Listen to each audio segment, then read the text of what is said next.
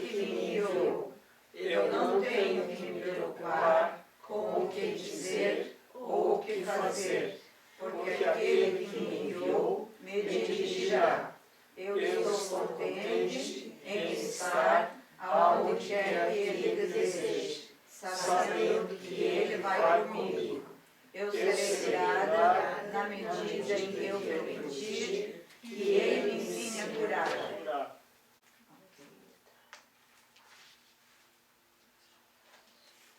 Então, sexto parágrafo.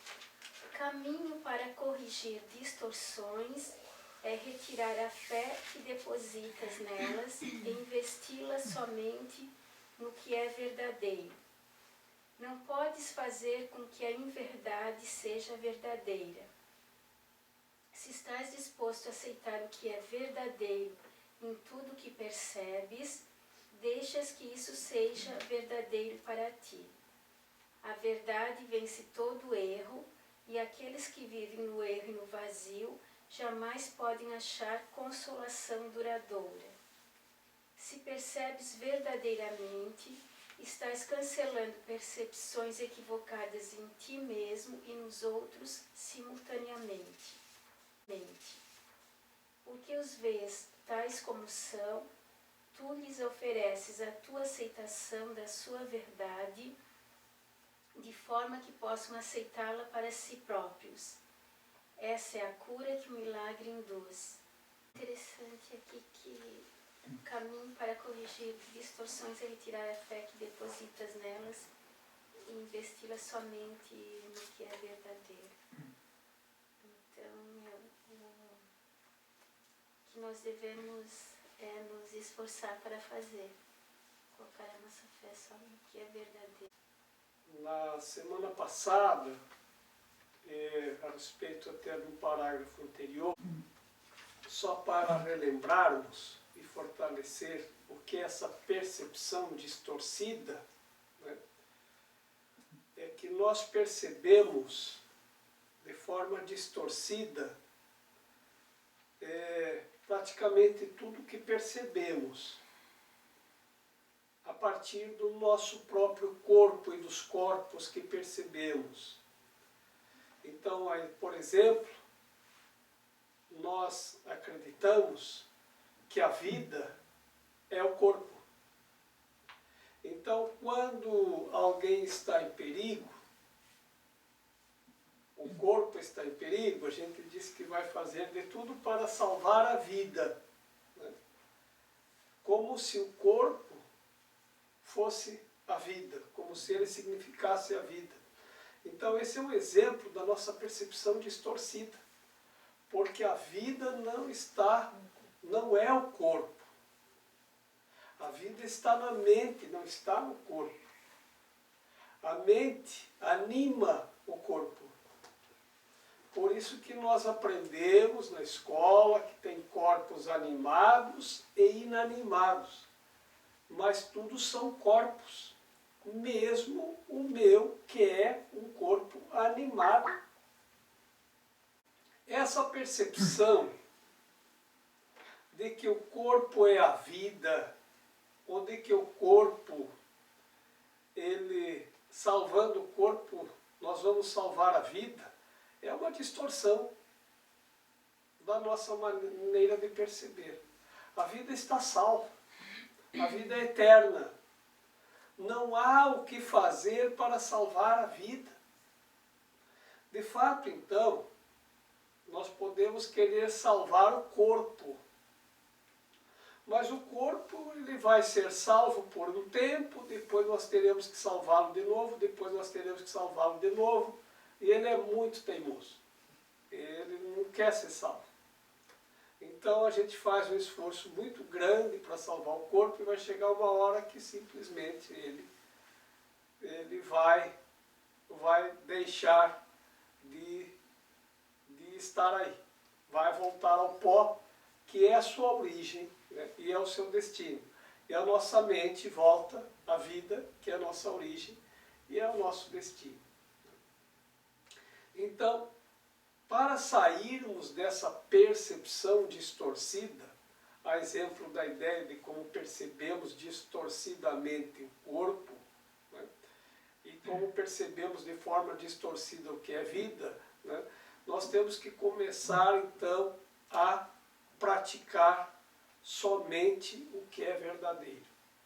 Então aqui nós estamos começando a entender o que é realmente verdadeiro, para podermos, à medida que nós fortalecermos isso na nossa mente, então automaticamente nós vamos deixar de perceber equivocadamente. E quanto mais nós fortalecermos o amor, menos sim nós vamos estar no ego. Porque quanto mais você está em um, menos você está em outro. Como nós temos estado mais no ego que no amor, então nosso ego está mais forte.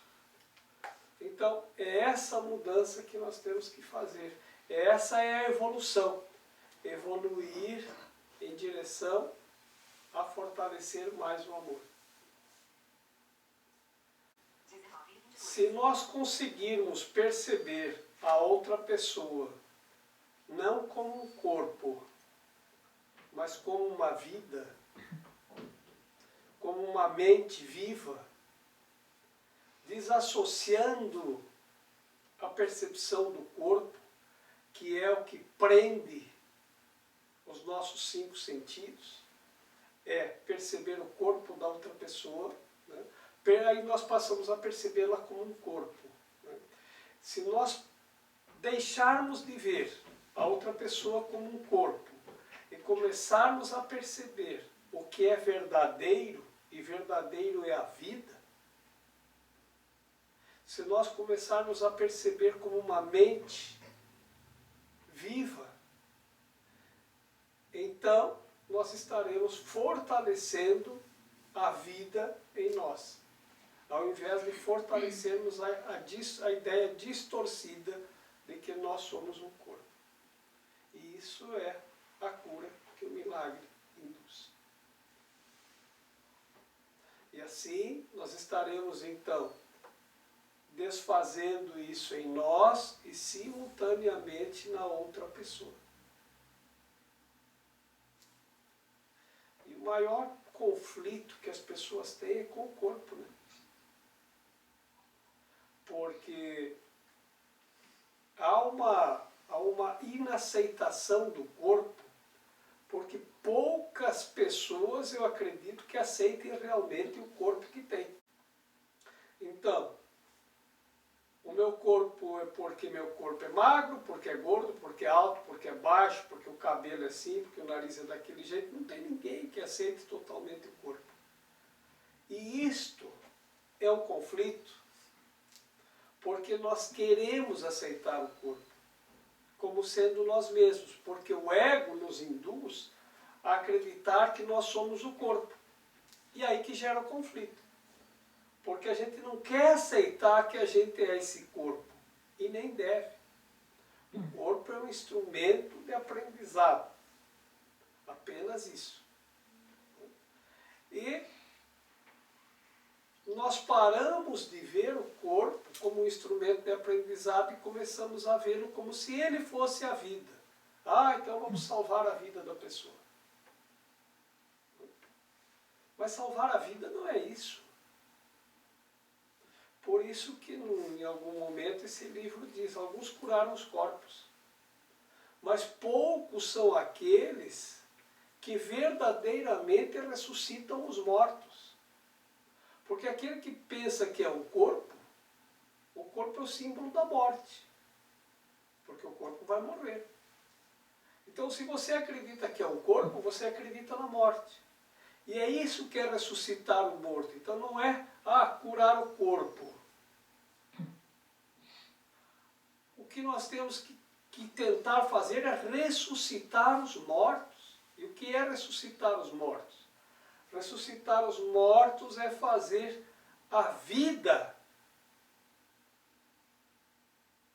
florescer na tua mente. Você tem que acreditar que você está vivo, que você está viva, que você é a vida. E a vida não é o corpo, embora você tenha que carregá-lo.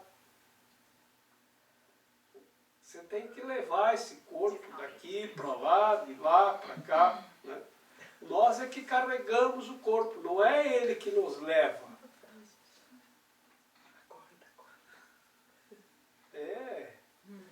Tinha um sambinha que dizia assim, levar meu corpo junto com meu samba.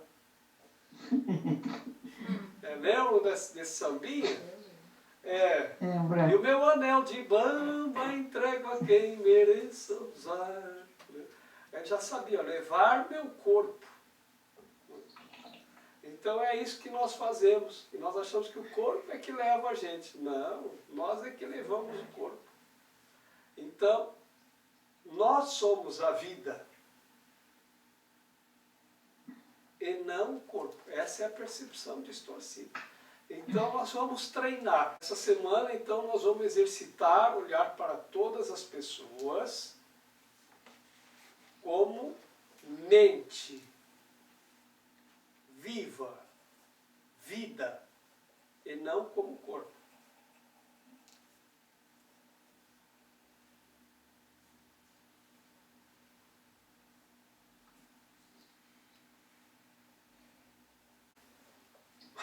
Estivemos enfatizando a percepção e falamos muito pouco do conhecimento até agora. Isso porque a percepção tem que ser endireitada antes que se possa conhecer qualquer coisa. Conhecer é ter certeza. A incerteza significa que não conheces. O conhecimento é poder porque é certo e certeza é força. A percepção é temporária. Como um atributo da crença no espaço e no tempo, está sujeita ao medo ou ao amor. As percepções equivocadas produzem medo, e as percepções verdadeiras fomentam amor. Mas nenhuma traz certeza, pois toda percepção varia. É por isso que ela não é conhecimento. A percepção verdadeira é a base para o conhecimento, mas conhecer é a afirmação da verdade, está além de todas as percepções. A percepção certa é que vai nos permitir alcançar o conhecimento. Então nós temos que começar a corrigir a percepção. Então esse exercício proposto é um exercício que vai nos ajudar a corrigir a percepção. Porque nós percebemos equivocadamente o que é vida e o que é o corpo. Se nós conseguirmos corrigir isto, essa maneira de perceber, essa percepção equivocada, aí nós demos um grande passo para acertar a nossa percepção. E aí que vai surgir então a certeza do conhecimento. Isso que é a nossa força. Todas as tuas dificuldades brotam do fato de que não reconheces a ti mesmo, ao teu irmão ou a Deus. Reconhecer significa conhecer de novo, implicando que antes conhecias. Podes ver de muitas maneiras, porque a percepção envolve interpretação, e isso significa que ela não é íntegra ou consistente. O milagre, sendo uma maneira de perceber, não é conhecimento. É a resposta certa para uma questão, mas tu não questionas quando conheces. Questionar ilusões é o primeiro passo para desfazê-las. O milagre ou a resposta certa as corrige. Como as percepções mudam, a sua dependência do tempo é óbvia. Como tu percebes a qualquer momento dado, determina o que fazes e as ações têm que ocorrer no tempo. O conhecimento é intemporal, porque a certeza não é questionável. Tu conhecerás quando tiveres cessado de questionar. Então, parece que o primeiro passo é questionar as nossas ilusões para conseguir desfazê-las. Porque temos que reter ou percebermos somente o que é verdadeiro.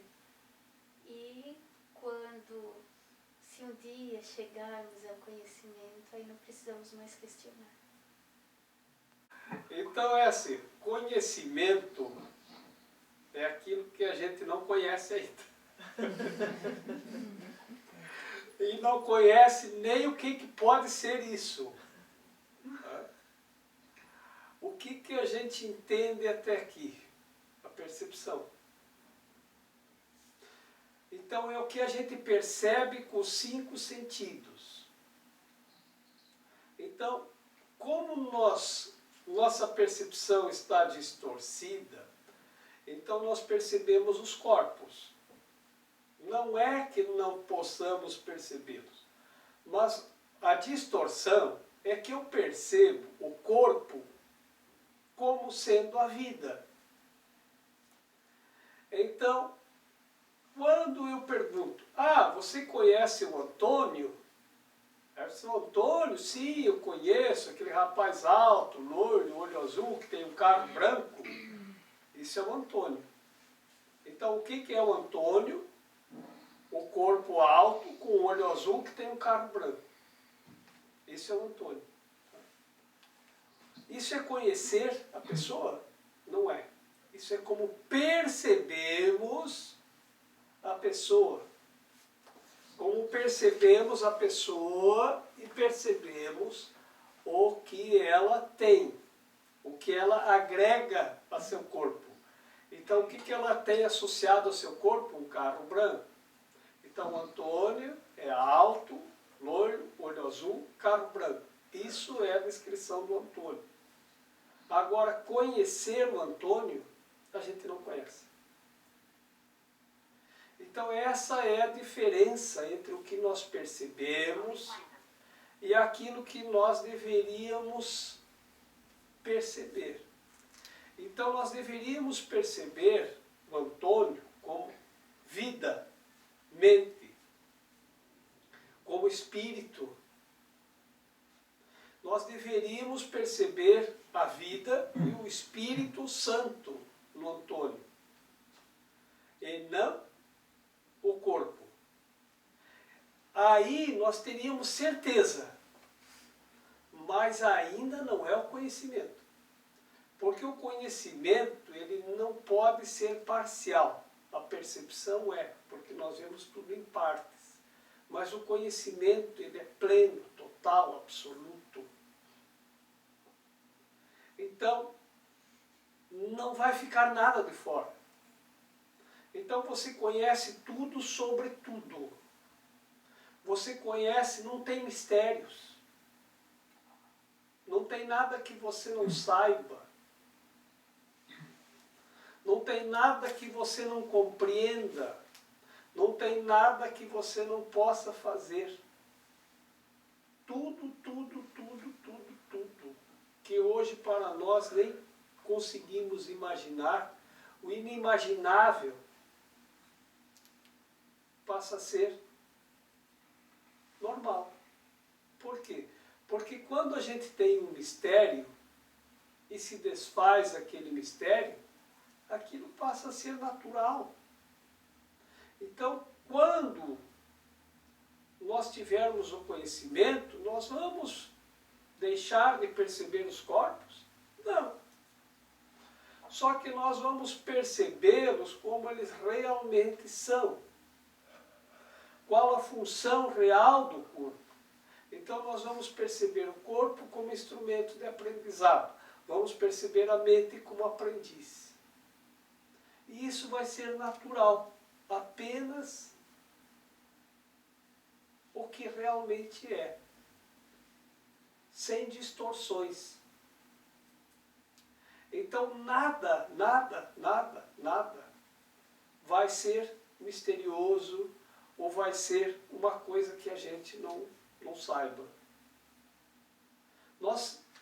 O conhecimento é a onisciência.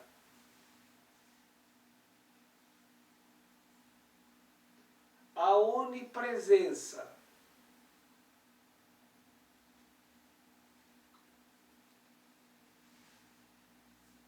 E isso torna-nos onipotentes. Por quê? Porque Deus é onisciente, onipresente e onipotente. Ele está em todos os lugares ao mesmo tempo, Ele conhece tudo e é todo poderoso. E nós somos filhos de Deus. E Ele nos criou a partir dele. Então nós temos todas essas possibilidades. Porque nós trocamos isso pelas nossas capacidades, é que nós abrimos mão desse poder, dessa ciência, dessa onipresença, deste conhecimento total. Porque nós começamos a pensar que nós somos capazes de fazer as coisas por nós mesmos. E aí, as capacidades é que nos afastaram do conhecimento. Agora, nós temos que retomar na nossa mente o caminho da percepção certa. Ela vai nos dar a certeza, mas ainda não é o conhecimento, porque ainda é parcial. Então nós vamos começar a perceber corretamente. Então nós vamos perceber a outra pessoa como uma mente viva, como a vida, como o espírito, como um igual a nós, semelhante em vida, em espírito, em sanidade. E nisto, semelhantes a Deus. Então esse é o primeiro passo. E questionar as ilusões. Porque as ilusões nós não questionamos, mas a verdade nós questionamos.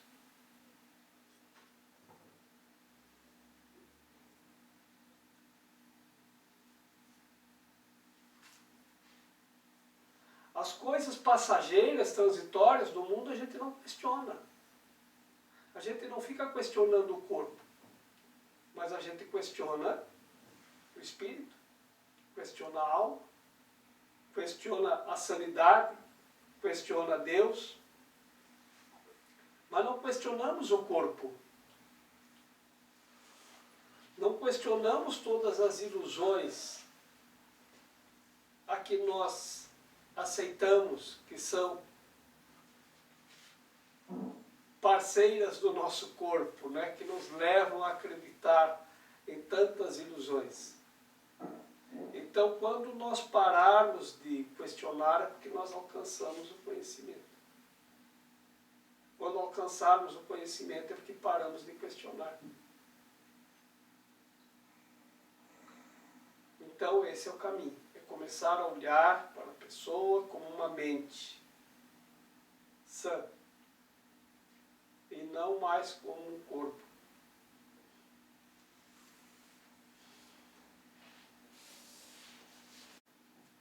Ainda não, porque o milagre é uma maneira de perceber.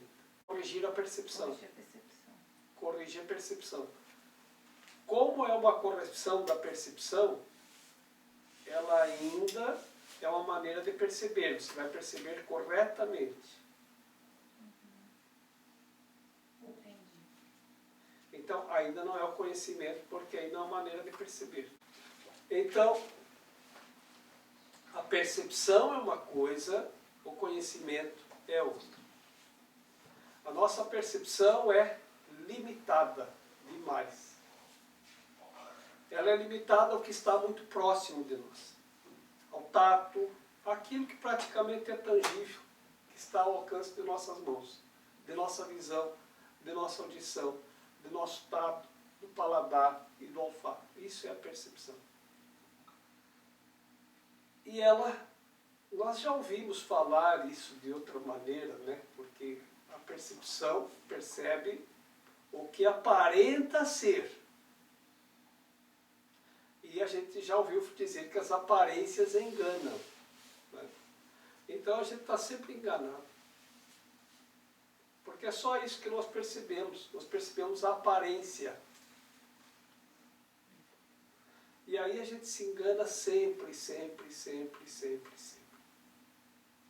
Porque a percepção não consegue perceber além, porque nós percebemos tudo de forma distorcida, porque nós percebemos o corpo, e não a mente viva. E aí é que está o nosso engano. Então, primeiro temos que corrigir a percepção. E os milagres nos ajudam a corrigir a percepção. Como o milagre é uma maneira ainda de perceber, ainda não é o conhecimento. Então, mesmo que você tenha experiência milagrosa, ainda não é o conhecimento, porque o conhecimento ele é total. Quando alcançarmos o conhecimento, ele é total, é o fim de todos os mistérios, de todas as questões, de todas as perguntas, porque tudo já estará respondido. É como se não, as perguntas cessam, não tem mais o que perguntar. É algo assim. Porque você já sabe tudo. Aí é só aproveitar ao máximo.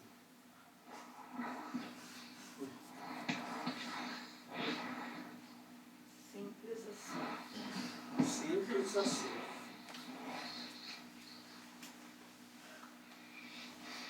Porque quando você já sabe tudo, o que resta? Aproveitar ao máximo, né? Então vai ser um aproveitamento pleno, total, absoluto. Você já imaginou que a sua mente pode estar em todos os lugares ao mesmo tempo?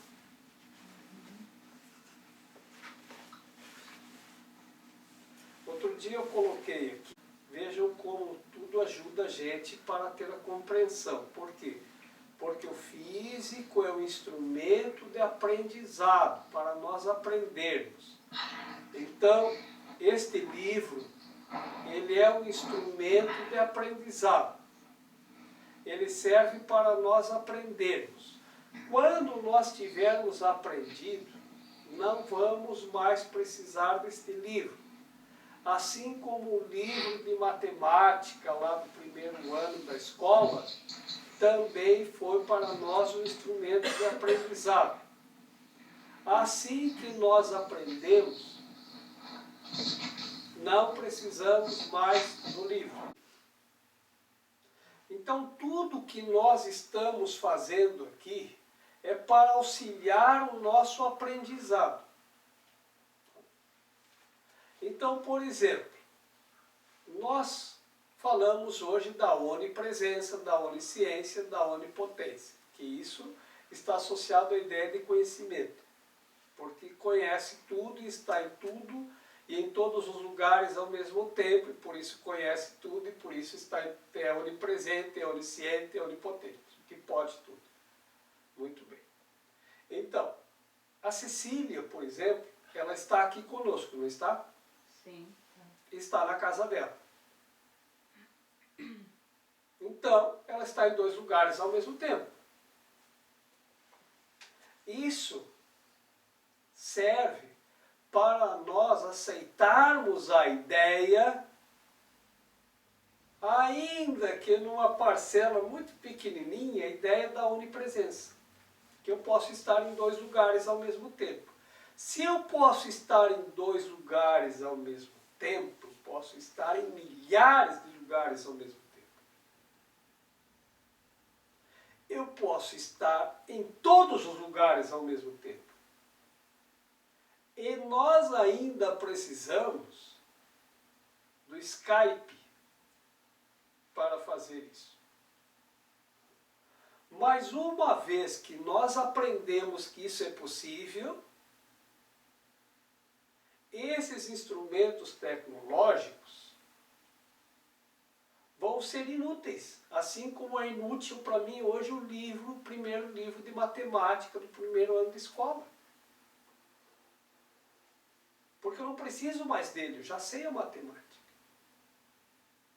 Então, agora que nós estamos aprendendo que podemos estar em mais de um lugar ao mesmo tempo, a gente está no primeiro aninho da escolinha ainda. Agora, e em breve, quando nós aprendermos que isso é totalmente possível, não vamos mais precisar disto. Imagina, estar nas Ilhas do Caribe, nas Maldivas, aonde mais? Na Grande Pirâmide, caminhando na neve na Patagônia e torrando no sol do deserto do Saara, tudo junto. E no Butão? No Butão, subindo o templo lá no Butão também, né? Porque isso é possível. Por quê?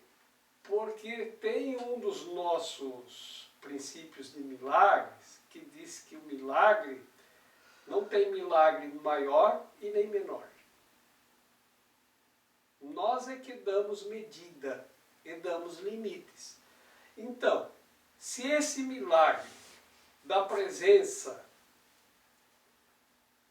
da Lili, que está na casa dela e está aqui, como está a Vanessa na casa dela e aqui, ao mesmo tempo. Então, se isso é possível, daqui um pouco nós não vamos mais precisar dessa tecnologia, à medida que nós acreditamos que isso é possível. E aí não tem maior ou menor. Aí não tem mais limite, acabou o limite também. Porque nós ainda nos limitamos, achando que podemos, mas estamos dependentes dessa tecnologia. Assim como nós ainda estávamos dependentes no primeiro ano da escola daquele livro de matemática, de contar nos dedos, para saber quanto que é 2 mais 2. Quando nós aprendemos a matemática, essa dependência terminou. Então agora, quando nós aprendermos com esse avanço tecnológico, de que nós podemos estar em 2 lugares ao mesmo tempo, por que é que nós vamos limitar em 2? Se não tem medida. Então nós podemos estar em todos os lugares ao mesmo tempo.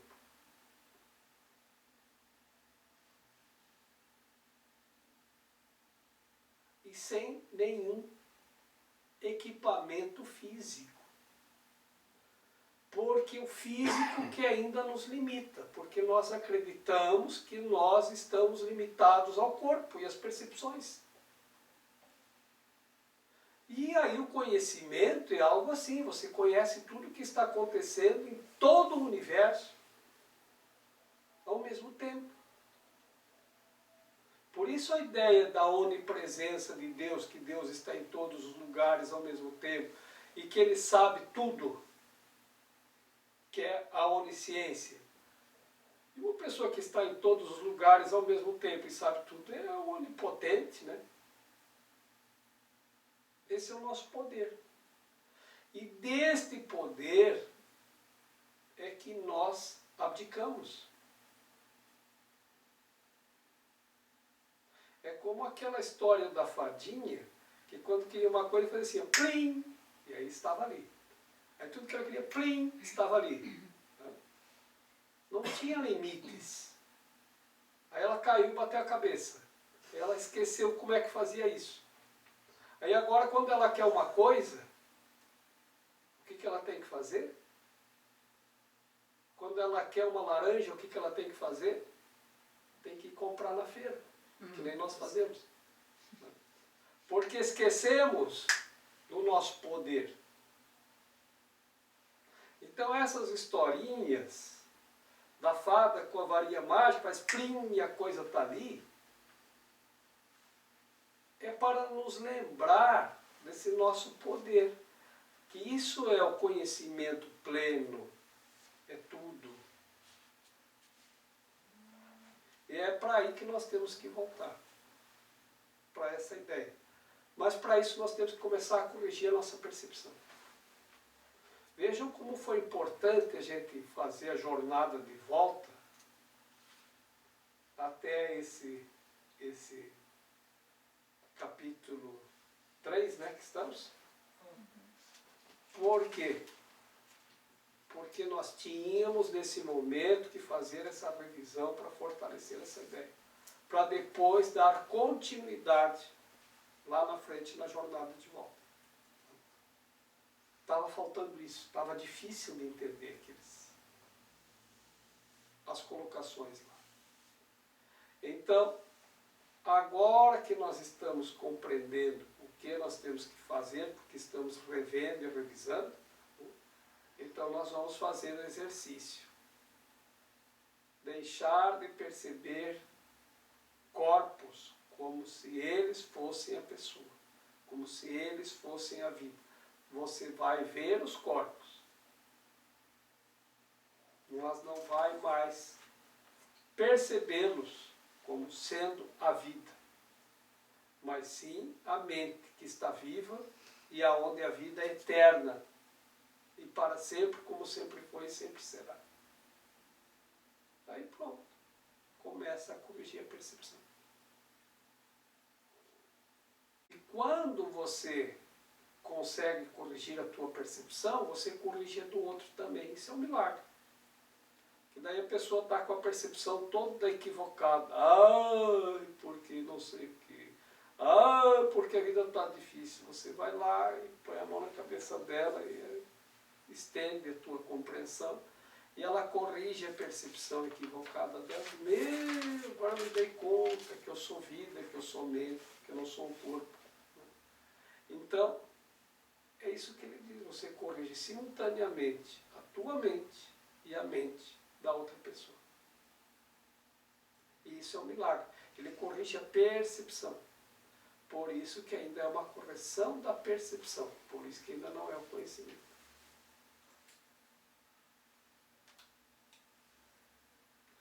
Você vê que bom que vai ser isso. Porque a gente sempre fica pensando, nas minhas férias eu vou para as Ilhas Maldivas, vou para o Caribe, vou para onde? E assim você vai estar em todos os lugares ao mesmo tempo. Sem sair daqui. Vai estar aqui e em todos os lugares. Sempre. Aproveitando tudo. Aí tu salta para o conhecimento. Ok. Porque o conhecimento não pode ser em partes. Tudo que nós vamos aprendendo aqui é parcial. É por partes. Então até corrigir a percepção é por partes. Então, por quê? Porque quando você corrige, você começa a olhar, então eu estou vendo a outra pessoa como espírito, não como corpo. Eu sei que ela está no corpo, não vou desassociá-la do corpo, né? mas vou parar de identificá-la como sendo o Antônio alto, loiro do cabelo branco. Eu vou ver além disso. E aí eu vou começar a me ver assim também. E aí eu vou começar a perceber o amor, porque o corpo ele está mais associado ao ego do que o amor. Mais associado às necessidades do que o amor. E todas as necessidades são ordens de falta. Né? Então, o amor não pode faltar nada. Porque ele não exclui nada. Então não há falta no amor. E aí, claro, né, nós vamos começar a ver as outras pessoas com amor também. Então, o conhecimento, quando ele vem, ele é total. Plim, iluminou. Mas a percepção é parcial.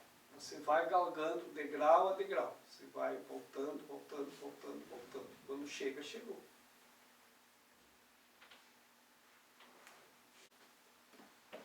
Porque nós já conhecemos. A gente é como você encontrar uma pessoa que você não vê há muito tempo. E quando você a vê, você diz, eu estou te reconhecendo. Então, reconhecer é conhecer novamente aquilo que você já conhecia. desta forma, a gente ainda não faz ideia do que seja o conhecimento.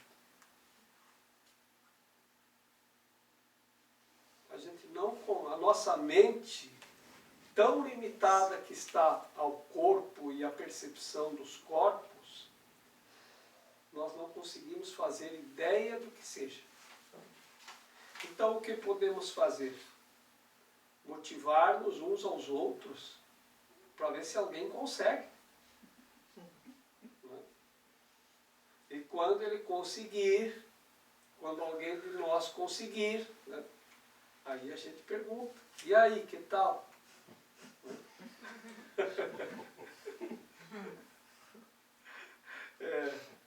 E aí, dizem que o conhecimento é indizível, a pessoa vai dizer, muito bom. E mais nada. Não tem nada a dizer. Diz que os iluminados não contam nada, né? Só ficam lá, servindo de lampião, né? Porque nós não somos, nós estamos fora dessa. Agora, como nós somos filhos de Deus, quando nós voltamos para Deus, nós resgatamos isso. Então, nesse momento, a igreja, quando ela diz isso, ela está certa. É que a maneira de interpretar, e ele tem horas que ele fala, tem uma hora que ele fala a interpretação aqui, que as percepções estão sujeitas à interpretação, por isso que tem tanto equívoco. Né? Porque se a igreja diz assim, só Deus é onipresente, é onisciente, é onipotente. Né? Então, está dizendo certo. Por quê? Porque nós não somos. Agora não somos.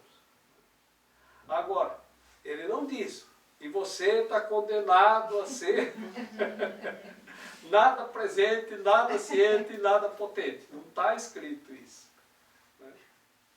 Então não, porque ele diz que nós somos filhos de Deus. Então a igreja, ela coloca assim, ela coloca o triângulo. Né? Pai, Filho e Espírito Santo. Né?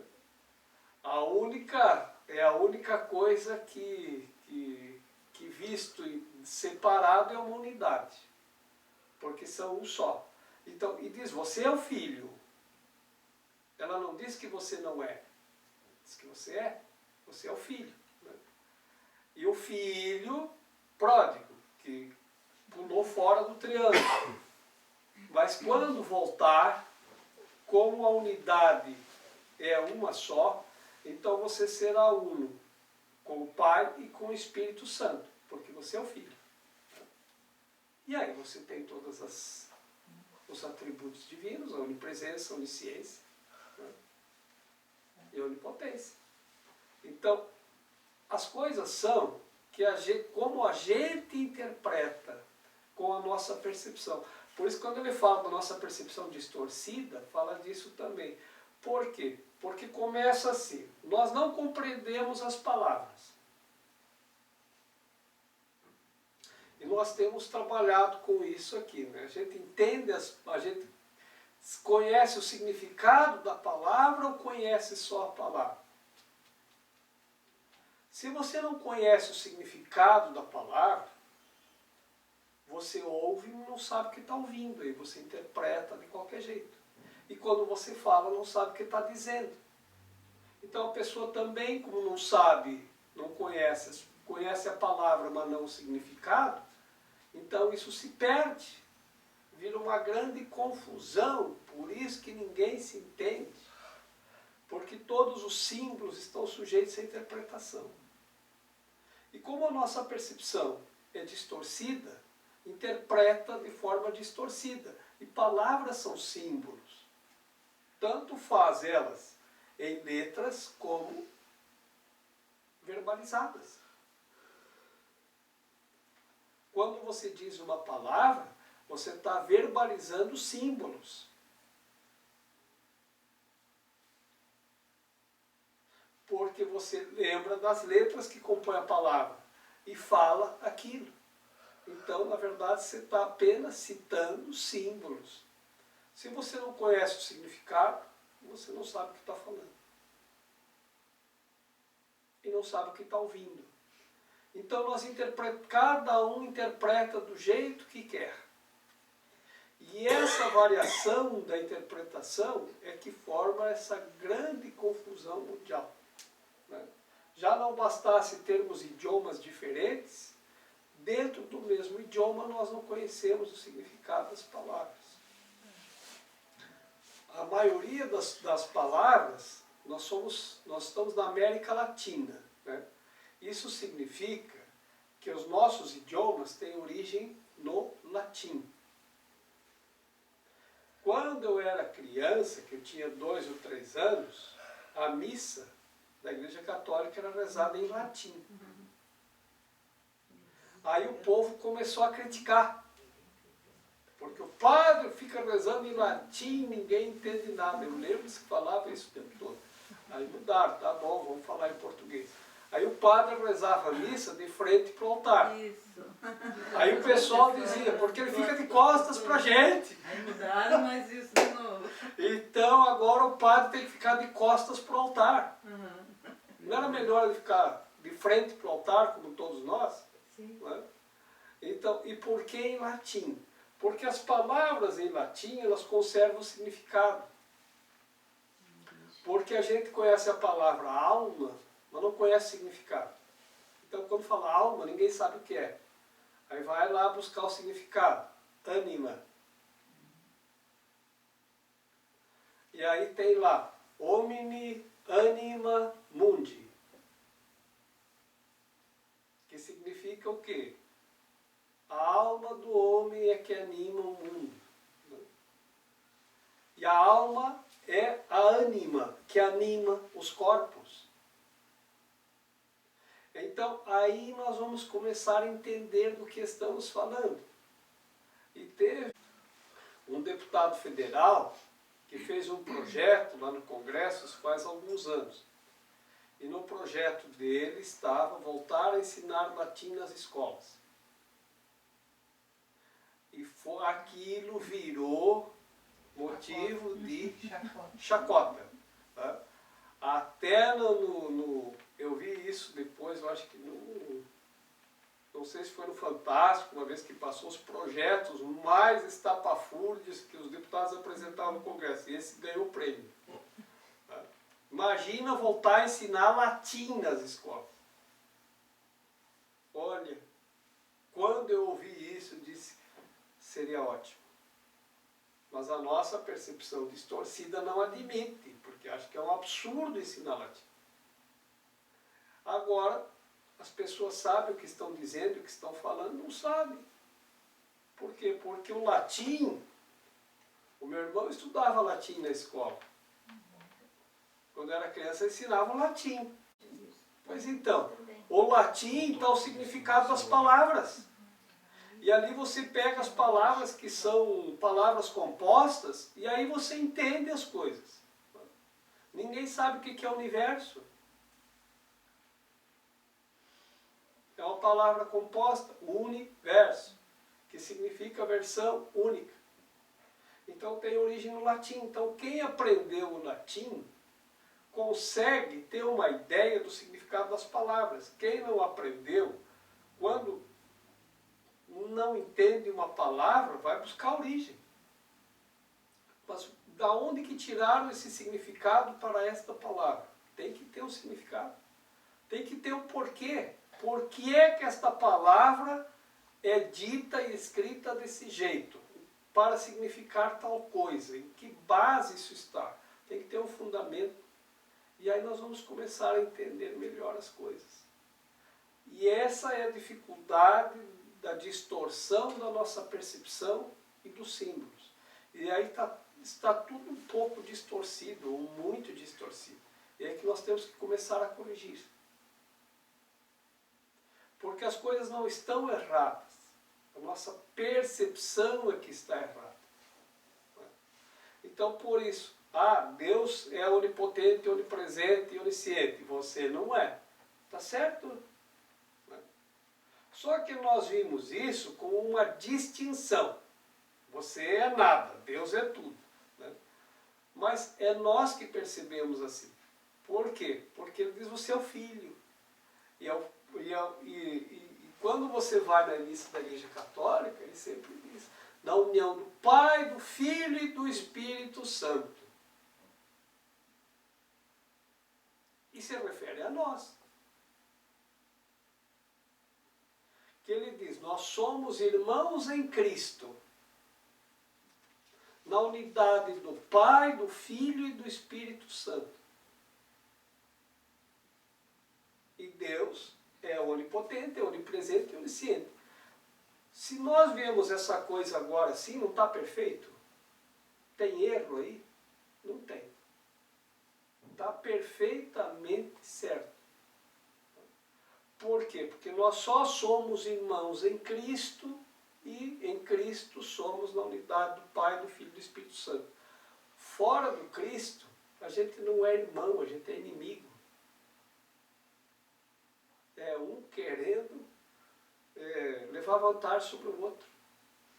Então, em Cristo nós somos irmãos. Ali é o único ponto que a nossa mente alcança a igualdade, a irmandade, em Cristo. E aí nós integramos a unidade. Pai, Filho e Espírito Santo. Está perfeito. A mente que questiona se percebe no tempo e, portanto, olha procurando respostas futuras. A mente fechada acredita que o futuro e o presente serão o mesmo.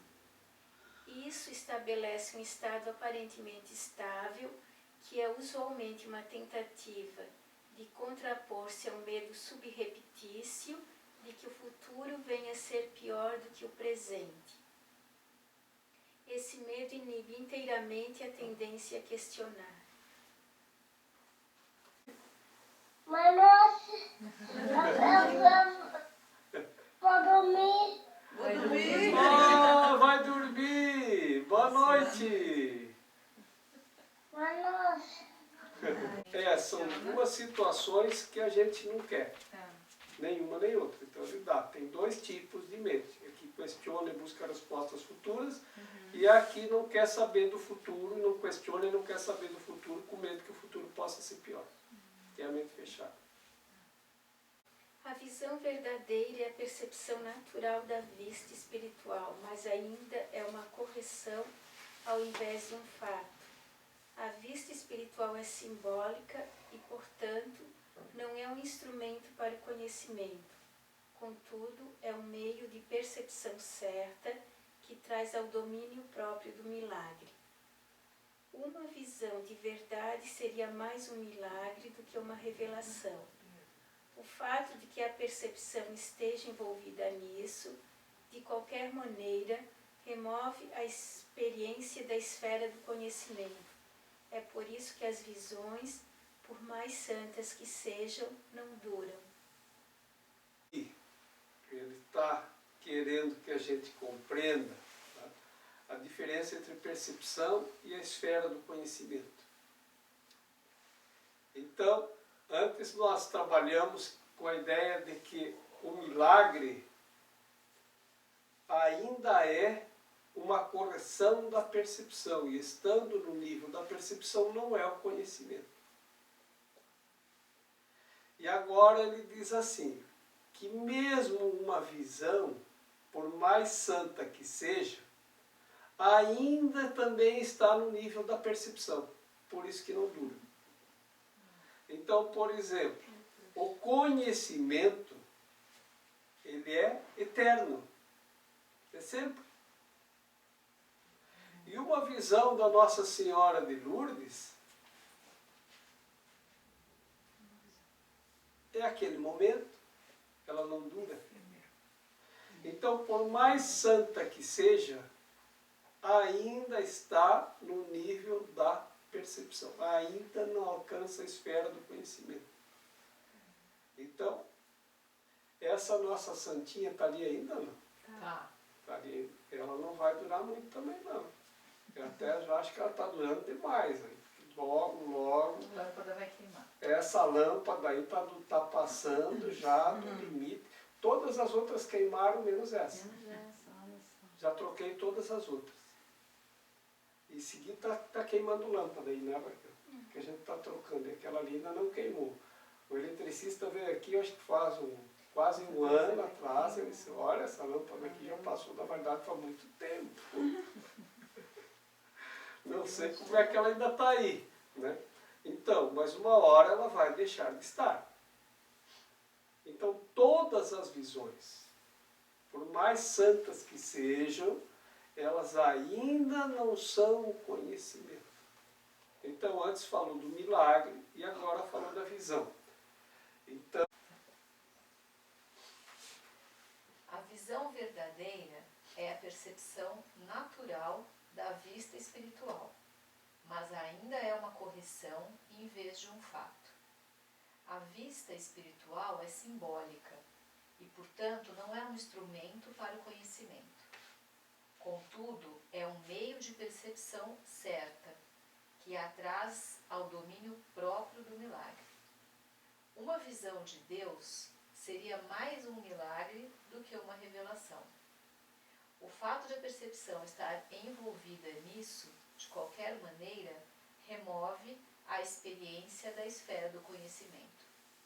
É por isso que as visões, por mais santas que sejam, não duram. nem mesmo uma visão de Deus ainda é a esfera do conhecimento. Ainda é uma visão, porque envolve a percepção. Mesmo que seja a percepção da vista espiritual, que não seja com os olhos físicos. A vista espiritual, então, é a maneira mais certa de perceber. Pode ser que sim, pode ser que não, né? Mas parece que estão chegando perto. mais perto. Por quê? Porque a gente via esse último Papa, aquele que já é santo. Então, ele parecia muito santo mesmo. Né? Mas isso é a nossa percepção. É a maneira como a gente percebe. Né? E como a nossa percepção pode estar distorcida, né? Embora por mais que pareça, né? Por mais que a gente queira pensar que é, né? A gente ainda não sabe se é ou não é. Mas a gente pode dizer, olha, se não é, está no caminho, né? Porque está mais perto do que eu. Então, mesmo aquelas pessoas que estão plenas de amor, né, a gente não sabe, né, em que nível estão. É. A Bíblia te diz para conhecer-te a ti mesmo ou teres certeza. A certeza é sempre de Deus. Quando tu amas alguém, o percebeste como é. E isso faz com que seja possível para ti conhecê-lo. Até que o percebas como é pela primeira vez, não podes conhecê-lo. Enquanto fizeres perguntas a seu respeito, estás claramente inferindo que não conheces a Deus. Certeza não requer ação. Quando dizes que estás agindo com base no conhecimento, estás realmente confundindo conhecimento com percepção. O conhecimento provê a força para o pensamento criativo, mas não para fazer as coisas certas. A percepção, os milagres e o fazer estão intimamente relacionados. O conhecimento é o resultado da revelação e só induz ao pensamento. Mesmo em sua forma mais espiritualizada, a percepção envolve o corpo. O conhecimento vem do altar interior e é intemporal porque envolve certeza. Perceber a verdade não é o mesmo que conhecê-la. Fazer as coisas certas, ainda é no nível da percepção. Sim. Que é diferente do conhecimento, que só induz ao pensamento. Sim. Tá? Então, o conhecimento não tem nada a ver com nenhum dos 5 sentidos da percepção, nem com nada. É só no nível do pensamento. Aí é como se você fechasse os olhos e ficasse só no pensamento. E ali você conhecesse tudo. Ao altar interior, que não é nada externo. O altar interior ele não pode ser visto com os olhos físicos. Ele não é é uma estrutura, ele não é físico, E nem é uma visão. nenhuma visão. Ele é fato. Ele é fato. E o que é fato não pode ser visto nem com a vista espiritual, não pode ser, porque ainda é uma percepção, a vista espiritual ainda é uma percepção, né? Então, nem essa visão, por mais santa que seja, ainda não é o conhecimento. Então, ele vem do altar interior e induz ao pensamento somente. Não é para fazer coisas certas. Então, agora a pessoa tem o conhecimento, agora fazer tudo certo. Não, tudo certo ainda está no nível da percepção. Fazer as coisas certas está no nível da percepção. É só no nível do pensamento, que é o nível criativo. A alma está associada a alguma coisa que anima os corpos ainda. Que lembra corpos animados e inanimados. Então a alma, ela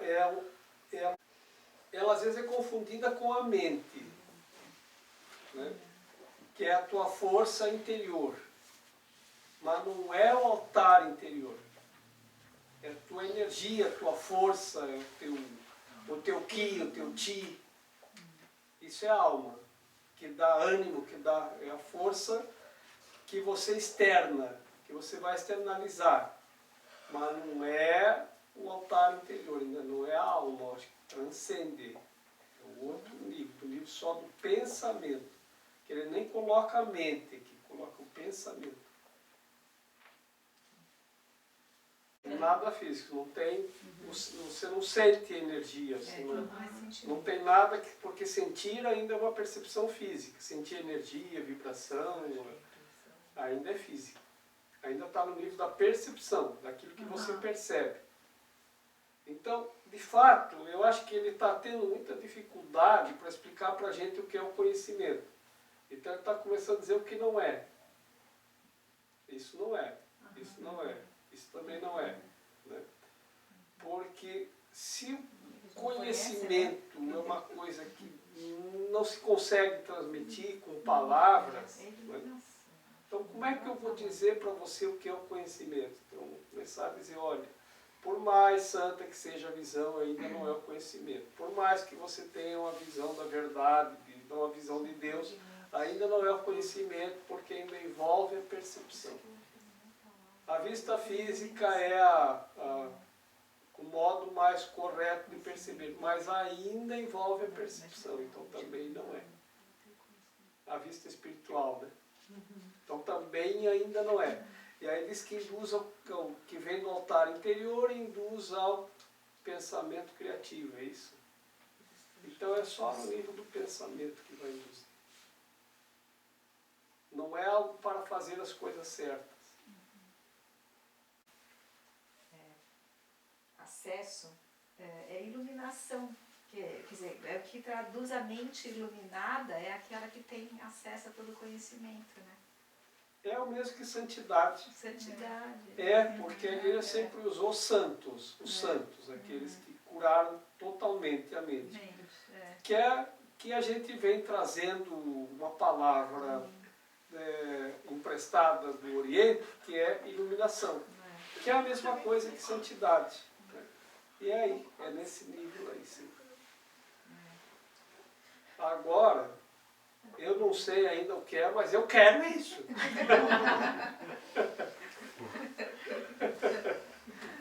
Eu quero isso.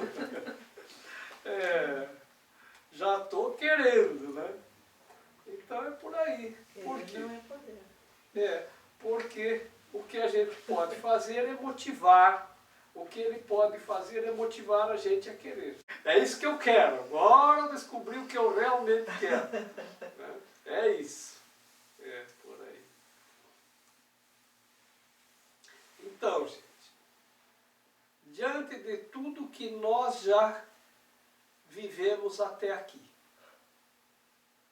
diante de todas as experiências que nós já tivemos aqui nesse mundo,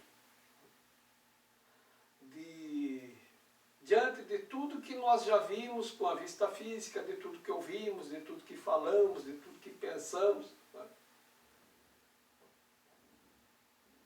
acho que não tem uma coisa melhor para mim do que essa oferta do conhecimento. Eu acho que isso é o máximo que eu posso alcançar. Não tem nada que possa me interessar mais do que isso. O resto é muito pequeno. Qualquer outra coisa vai ser muito pequeno diante dessa possibilidade. Então eu quero é isso. Eu quero é isso. Não quero nada menos. Menos do que isso já não me interessa mais. E qualquer outra coisa é menos. Então, essa é a ideia. É isso. É uma motivação para nós continuarmos até alcançarmos isso. É isso que ele está fazendo aqui. Ele está nos mostrando esta possibilidade. Agora você imagina, né, que bom marqueteiro. Né? Porque ele está fazendo a gente comprar uma coisa que ele não diz o que é. Ele diz o que não é. Né? E eu já comprei. Né? Então, é essa a ideia. Porque é uma coisa totalmente fora de tudo que nós podemos ver, ouvir ou perceber. Está além. É uma promessa do pensamento criativo, da onipresença, da onipotência e da onisciência. Isso é o conhecimento. E o que é que a gente tem que fazer para alcançar isso? Começar a corrigir a nossa percepção. Esse é o caminho. Então, quando a gente realmente quer uma coisa, a gente realmente se esforça para alcançar isso. E tudo exige uma devoção e um esforço.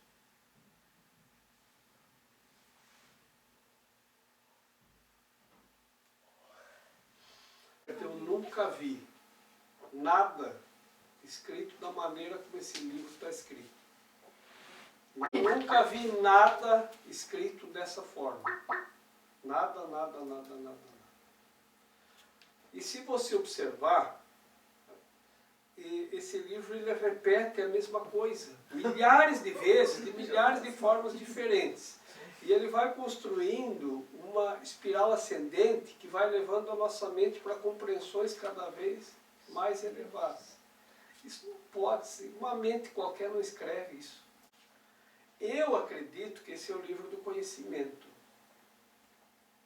Do Imhotep. Muito anterior a Jesus. É. Pode ser uma reedição.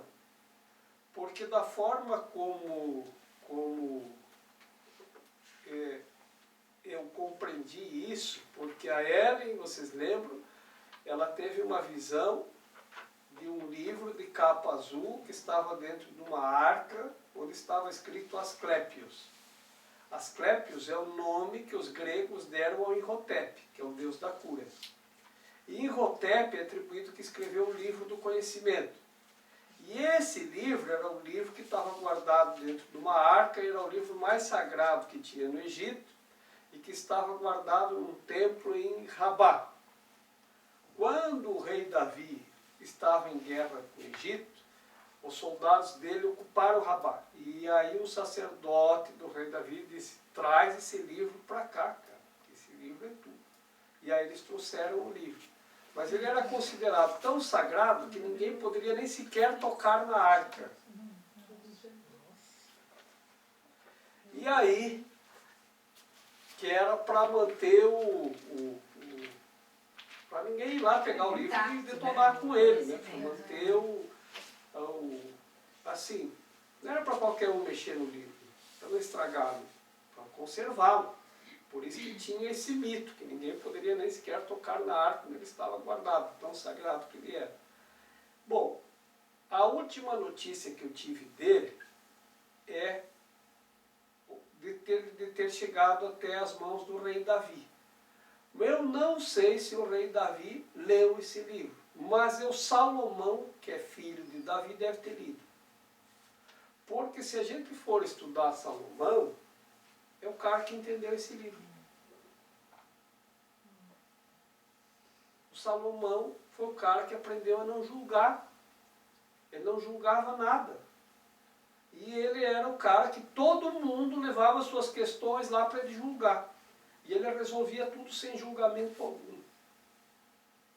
Foi considerado o homem mais sábio do mundo. Porque ele não julgava. E ele conseguia resolver todas as questões. Então, ele deve ter lido esse livro. Bom, esse livro do conhecimento.